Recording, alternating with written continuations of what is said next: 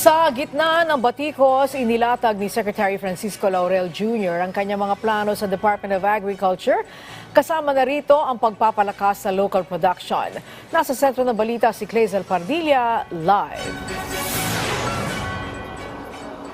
Yes, Angelique, sinagot ni bagong Agriculture Secretary Francisco Q. Laurel Jr. ang mga kritisismo sa kanya bilang bagong secretary at inihayag din niya yung mga plano para sa pagsasaka at pangingisda.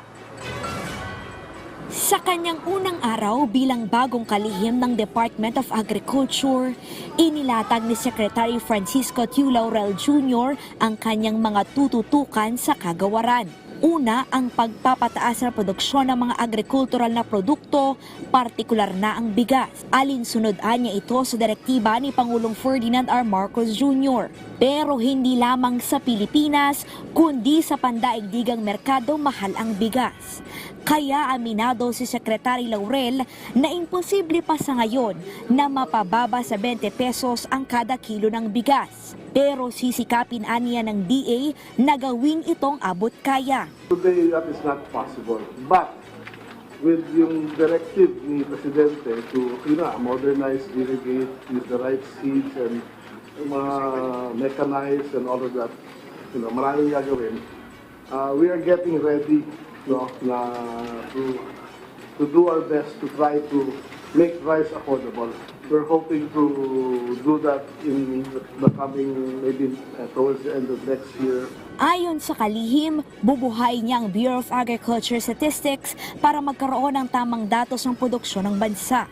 Ipagpapatuloy din niya ang kampanya kontra sa smuggling at hoarding. We will go after them. Meron kaming mga in the near future na ilalabas ng mga bagong administrative orders and bagong proyekto upang origin pa lang ma-address na to para hindi na makarating dito pa yung problema.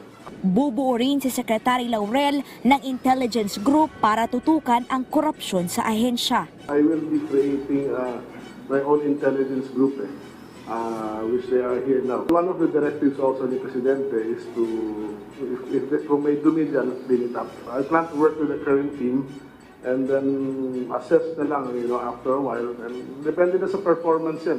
If the current team performs, then well and good. If they don't perform, then sorry na. Samantala, nagprotesta kaninang ilang grupo ng magsasaka sa harap ng DA. Siya po ay isang malaking negosyante sa pangisdaan.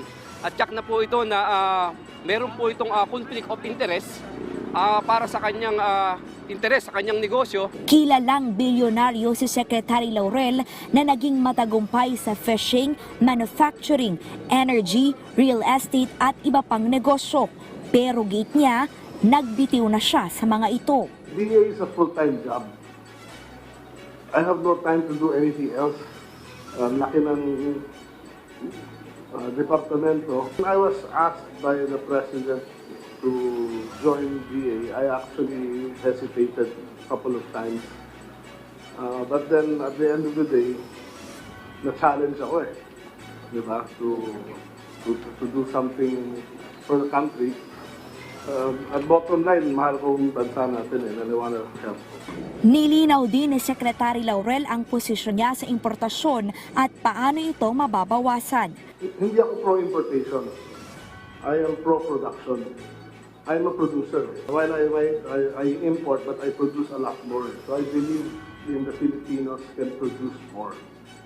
But then we really have to import when it is needed.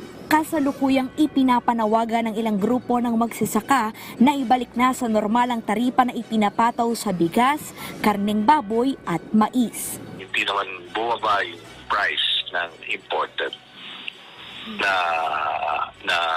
rice and yung karne ng baboy. Wala tayong nakita na makakatulong sa atin local industry yung pagbaba ng tariff. Opo. And sa consumer, hindi rin nag-reflect. Angelique, bibigyang prioridad din niya ni Secretary Laurel yung pagpapataas ng produksyon sa isda sa pamamagitan ng aquaculture. Angelique? Okay, so Clazel, isa siyang eksperto pagdating sa pangingisda.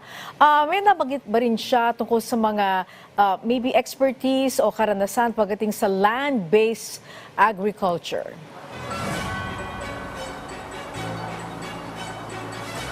Yes, Angelique, si Secretary Laurel ay exposed na sa iba't ibang larangan gaya nga ng kanyang negosyo sa fishing at manufacturing.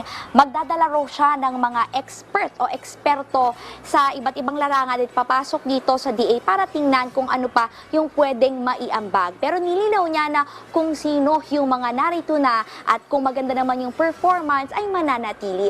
Pero nga, kung yung performance sa Manila ay hindi masyadong maganda, sorry na lamang. Yan ang sabi mismo ni Secretary Laurel. Angelique? Okay, maraming salamat, Clazel Pardilla.